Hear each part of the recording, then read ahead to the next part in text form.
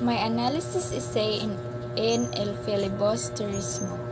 The English means of El Filibusterismo is the reign of greed. It is derived from the term filibustero, means subversive, dissident, revolutionary, seditious, insurrectionary, and treasonous.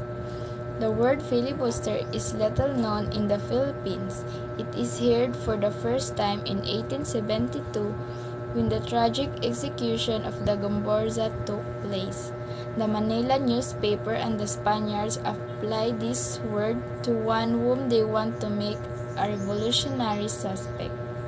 The Filipino belong to the educated class fear the reach of the word. It means a dangerous patriot who will soon be hanged, or will a presumptuous man.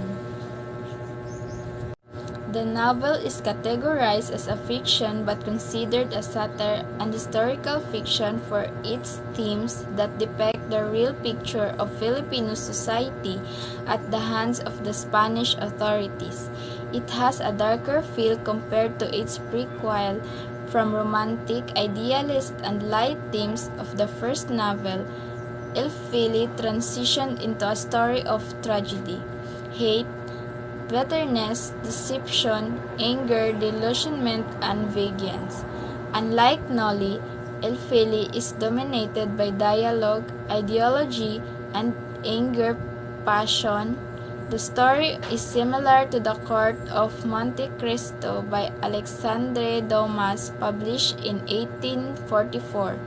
Both narratives revolve around a determination to avenge himself and reclaim his beloved fiancé. The protagonist of each novel disguises his identity and comes up with an intricate plot of revenge and retribution. What I love about the novel was the symbolism that the author used to exemplify what was really happening in the Spanish regime. An example of this is the Vapor Tabo, the ship where the story of El Filibusterismo began. The ship symbolized the governance of the Spaniards in the Philippines. The ship was slow. So is the progress of the country ever since the corrupt people were placed in the high position.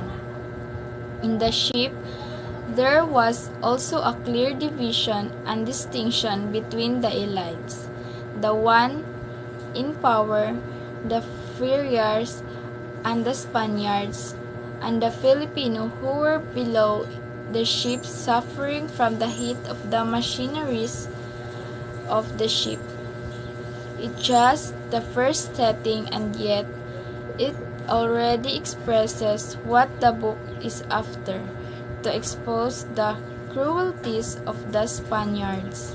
Another symbolism that I really loved was Padre Tolentino threw away Simon's treasures as if eliminating the cruelty, greed, and violence that this world might have provoked.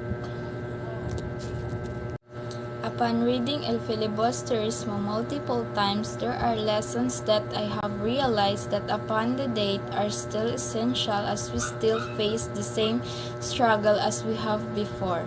The first thing I have noticed and intrigued is the way Rizal described the steamship Tabo, the way the ship is divided into two parts, the upper deck and the lower, which represents the division between Spaniards and the Indios.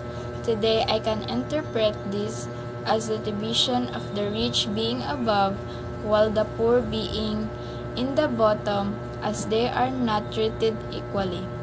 The whitewashed walls that cover the dirt and rust symbolize the social injustice and unacceptable way of governing us, but left unnoticed as the Spaniards used the name of God for their own intentions. The circular design of the steamer means that there is no progress and the government is in a cyclical movement as there is no concrete goal and purpose. The novel clearly achieved his goals in exposing the Spaniards' underbent governance of our country, but it is showed how violence is not always the answer. Like what they always say, two wrongs do not make it right.